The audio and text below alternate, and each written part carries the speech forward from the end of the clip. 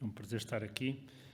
O que eu preparei foi uma intervenção muito pouco estruturada, basicamente, uma primeira parte com tendências e uma segunda parte com desafios, tal como eu o vejo. Não é? Da componente de transformação digital, o impacto destas questões na sustentabilidade poderá ser um pouco mais indireto, mas eu realmente acho que a sustentabilidade é não só a sustentabilidade ambiental, mas também a sustentabilidade económica e operacional das empresas, das instituições e dos países, e acho que nesse aspecto é importante.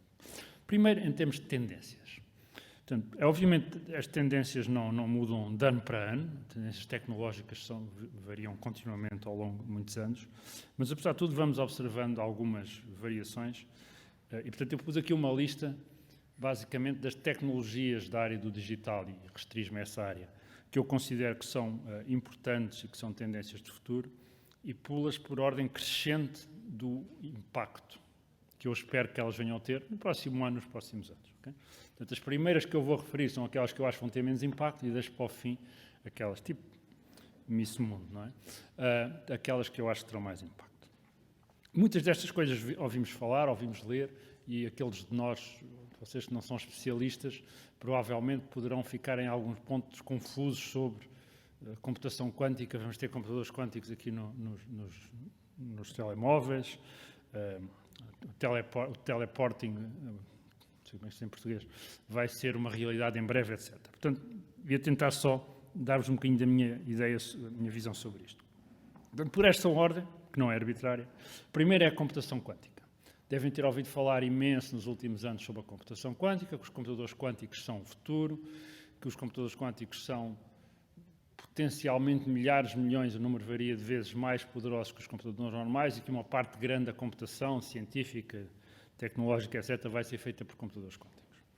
Eu, pessoalmente, acho que a esmagadora maioria disto é marketing e que a computação quântica não vai ter nenhum impacto real nos próximos anos e não sei se alguma vez vai ter algum impacto real. Isso não quer dizer que tecnologias que saiam desta área não possam vir a ser importantes, mas a computação quântica, tal como a conhecemos agora, primeiro há resultados teóricos que mostram que os computadores quânticos não são realmente particularmente mais poderosos do que os computadores tradicionais, mas isto entrávamos aqui por uma área da complexidade computacional que é um bocadinho técnica, mas acima de tudo há uma questão tecnológica que é basicamente inultrapassável e, portanto, não é de querer que os computadores quânticos nem coloquem ameaças aos nossos sistemas atuais de cifra e de segurança, nem que seja uma alternativa real a qualquer tipo de composição de cálculo tradicional.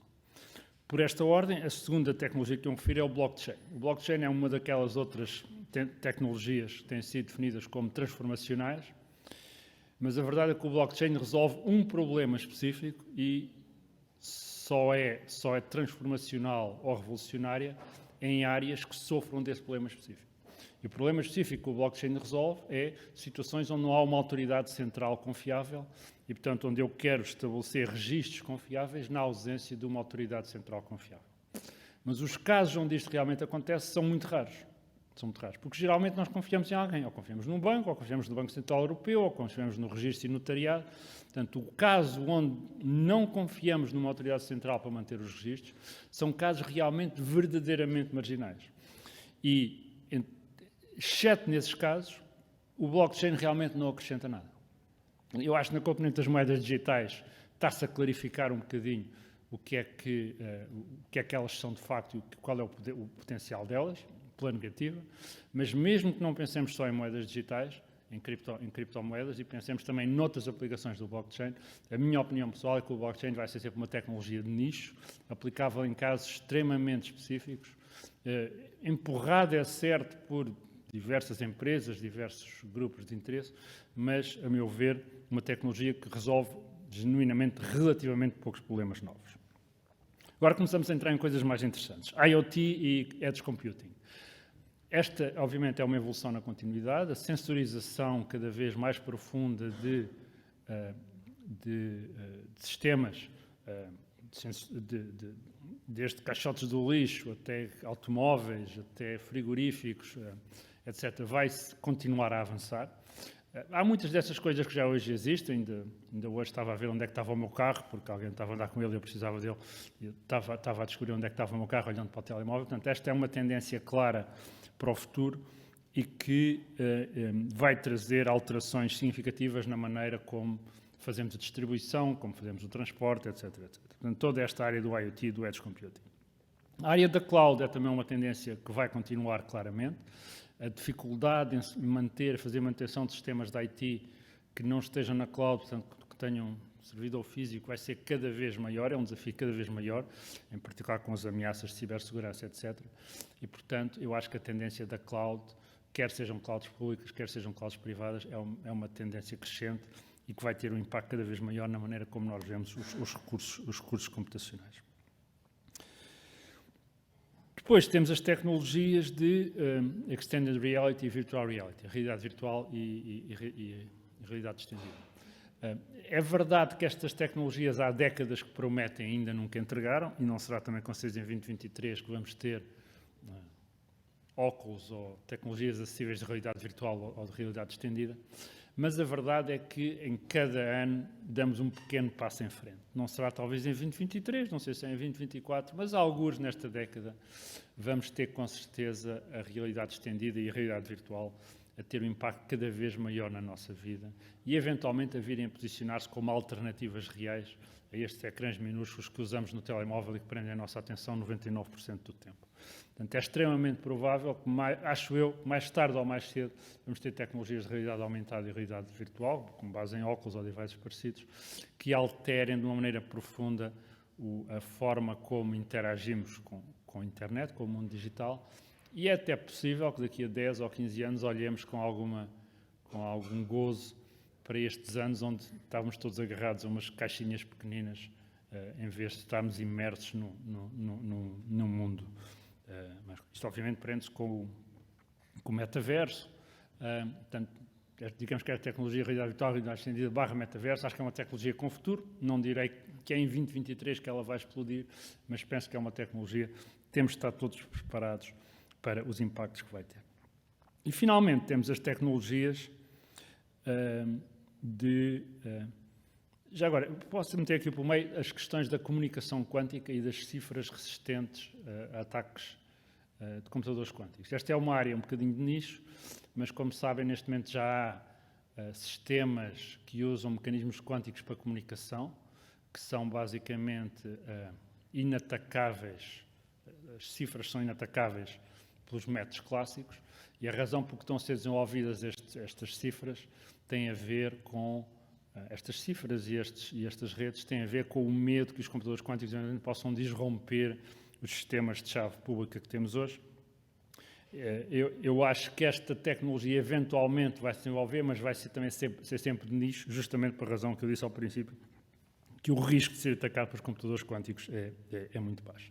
Mas a questão da cibersegurança e de todas as tecnologias de cibersegurança, essa sim vai ser uma questão essencial para todas as instituições, para todas as empresas, para todos os países, termos garantias cada vez mais sólidas que os nossos sistemas são seguros contra ciberataques, é uma questão fundamental. Vimos que em 2022 numerosas empresas e instituições portuguesas foram sujeitas a ciberataques, alguns deles extremamente sérios, que causaram uma enorme disrupção no funcionamento dessas entidades.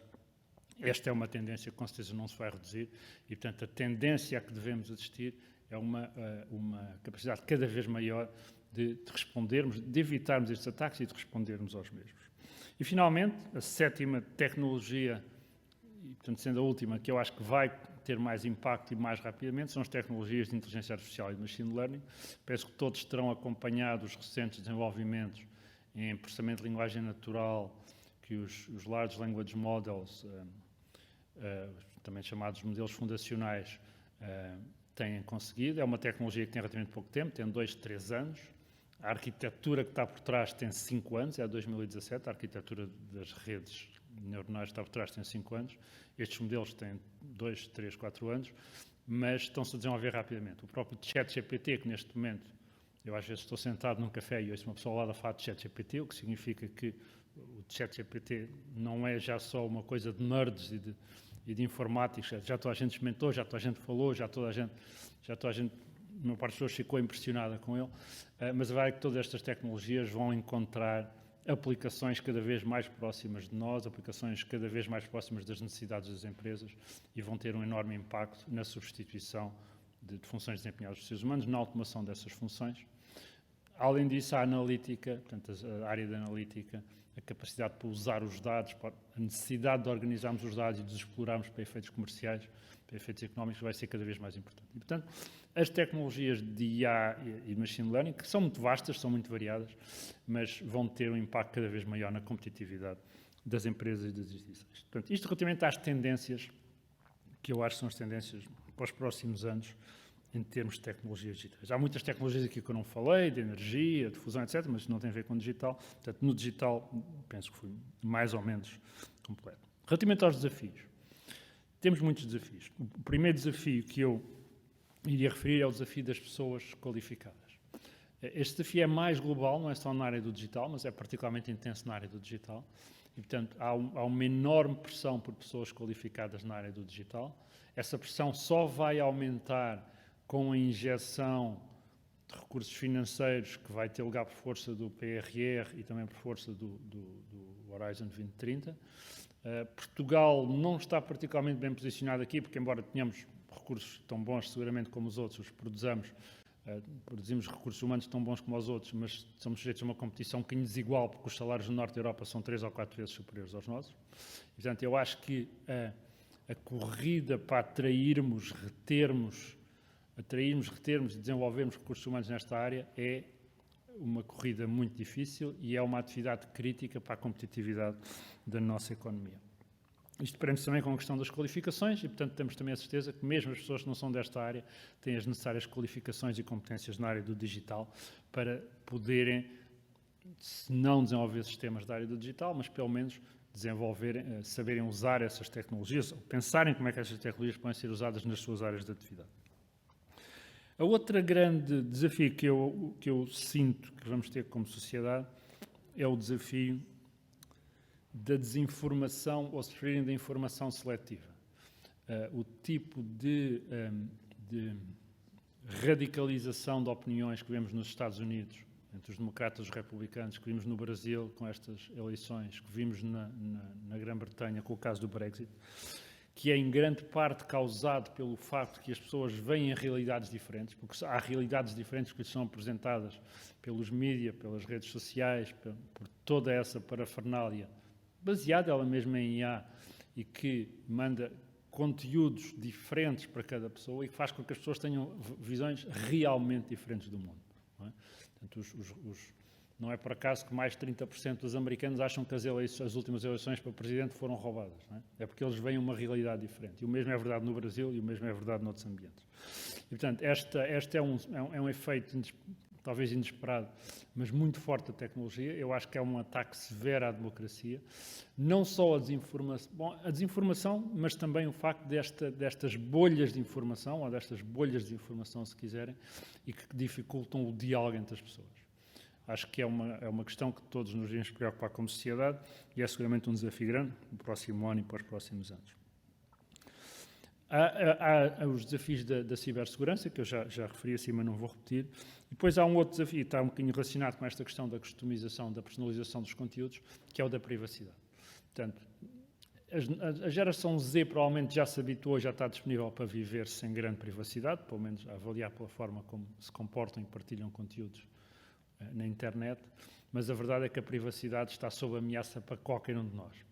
A menos que não usem um telemóvel, a menos que não usem a via verde, a menos que não usem um computador ou um web browser. Porque senão, e a menos que tomem precauções que só são típicas pessoas razoavelmente paranoicas, mesmo eu que sou um bocado paranoico não tomo essas precauções, basicamente cada ação que vocês tomam na internet, cada vez que fazem uma chamada, ou simplesmente carregarem o telemóvel de um lado para o outro, basicamente deixa registros que são usados para criar modelos de cada um de nós, e isso é seguramente uma ameaça séria à privacidade.